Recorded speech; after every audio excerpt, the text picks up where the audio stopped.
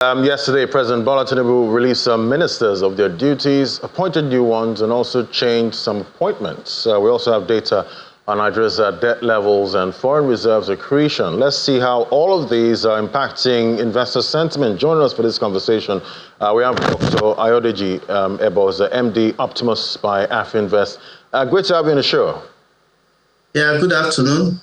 Yeah, it's great to have you. So a lot is played out yesterday from the World Bank, IMF annual meetings, even down here to Nigeria. But what's the word on the street about the president's cabinet reshuffle? Okay, I think that what Nigerians I think would also just be more exciting is more on the results or looking forward to the impact. When you look at the names, these are very notable names that you would no doubt expect that there would also be impact.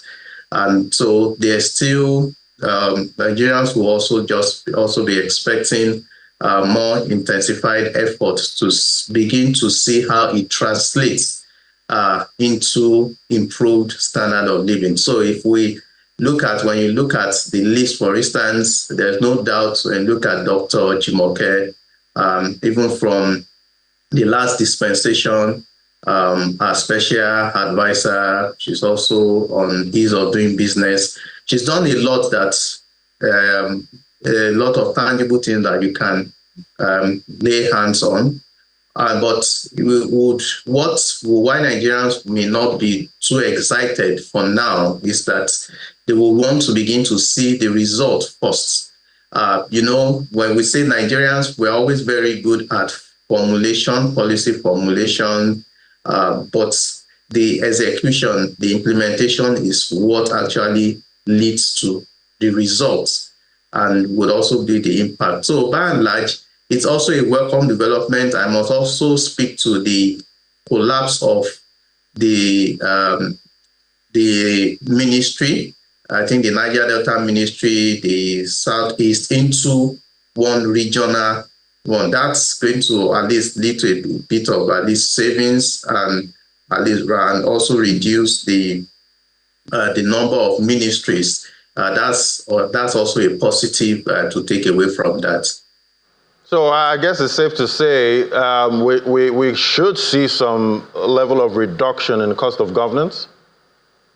No, if we look at, when you are looking at the amount that is being spent by these few ministries that made relative to the total cost, so it's just like a drop in the ocean. So yes, there will be cost, but when you look at in terms of impact, I'm not saying we should expect major impact in cost savings.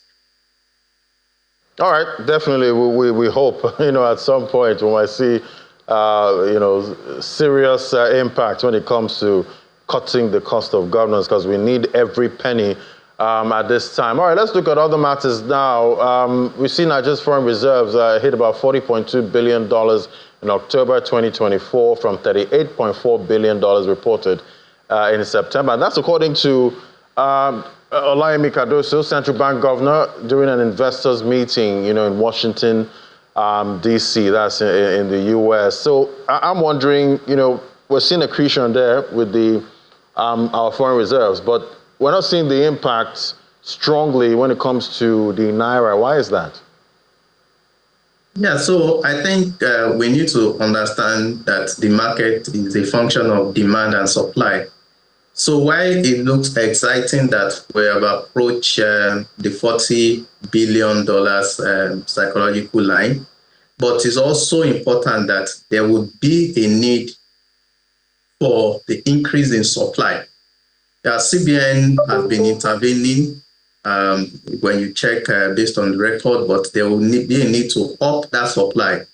And once there is that supply, you would see that even from the parallel market to the official market, the spread will not be significant. And as such, we'll also not see the depreciation that, for instance, we've seen in the last one or 2 weeks now. based on even in the parallel market or even inflow dollars. So there's a need to increase supply while we work on the long-term sustainable way of generating FX.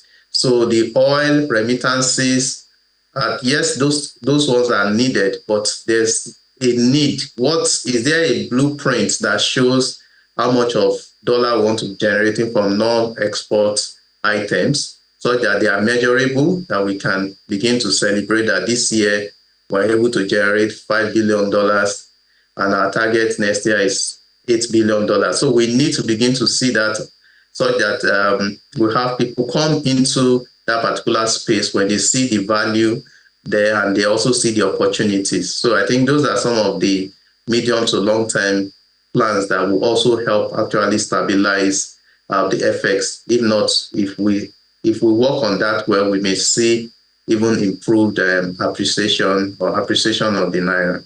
All right. At what level do you think for the foreign reserves, what level do you think we might actually start seeing action, when it comes to strengthening for the naira? Is it when we maybe touch 50 billion, 60 billion? What are you seeing? I think that even at this 40 billion level is even a level that a comfortable, I would say it's also a comfortable zone where we should begin to see improvement in supply. If we can't get the naira to appreciate even in the interim, we need to stop the depreciation that we're also experiencing in recent times, which would be as a result of improved supply. Yes, there are pressures, like when you look at the last MPC meeting, the CBN governor also mentioned that at certain periods when funds are released, there are pressures that also comes due to the demand. These are some of the things that even like the Minister for Finance should see what's the best way so that that pressure does not lead to or erode all the efforts that the CBN is putting in stabilizing the FX. All right, so we know the finance minister is out there. We see the central bank governor out there too. And, with what's been said so far, do you think investors, at this annual meeting, felt some kind of assurance, regarding, piling funds into Nigeria? Well, I won't be able to see their minds, but the main thing is that they will be looking at the FX stability is one of the major factors, and clarity around the FX environment. Then they would, before they now begin to even look at the ease of doing business. So it's good that we're also pitching and discussing, providing clarity on some of the things that have been done so far. But they would now begin to monitor results within the next 1 or 2 months. Will your FX remain at the same level? Or will I be able to predict the direction of the FX? Because when they come in at a level and the naira depreciates, that impacts on their return. Even if we say OMO rate is high, but when you also compare what you lose based on depreciation. So I believe that these are sound mind that they will have been able to convince the potential investors.